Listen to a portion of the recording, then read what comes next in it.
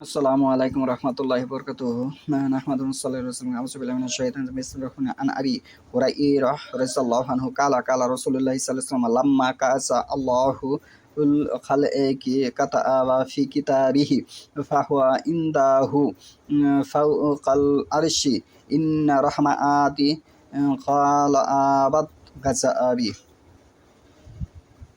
আজকের বক্তব্যের বিষয় হলো নিশ্চয় আমার রহমত আমার রাগের উপর প্রবল। আমি যে হাদিসটা তেলাওয়াত করেছি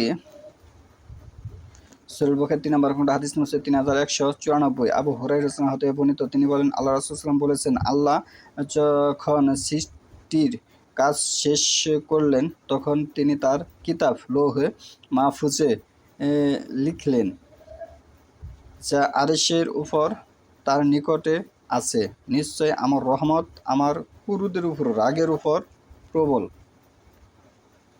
এখানে যে বিষয়টা দাঁড়ালো গাজাবি, তাহলে ওই বিষয়ে আমার আবার ফিরে যেতে হয় যে সোয়াদের পরে হরফ যদি জুয়াত না হয় তাহলে হবে গদাবি।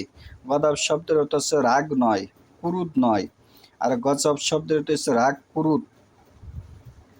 ইন্না নিশ্চয় রাহমাতি আমার রহমত গালাবাত গাজাবি আমার রহমত আমার কুরুদের উপর প্রবল।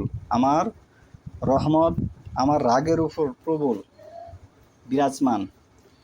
তাহলে যদি আমরা বর্ণে উচ্চারণে ভুল করি তাহলে হাদিস পড়াতে আমরা ভুল করব, তার অর্থ ভুল হবে, তার ব্যাখ্যা বিশ্লেষণ ভুল হবে, সমাজ ভুল দিকে দাবিত হবে, পথভ্রষ্ট হবে।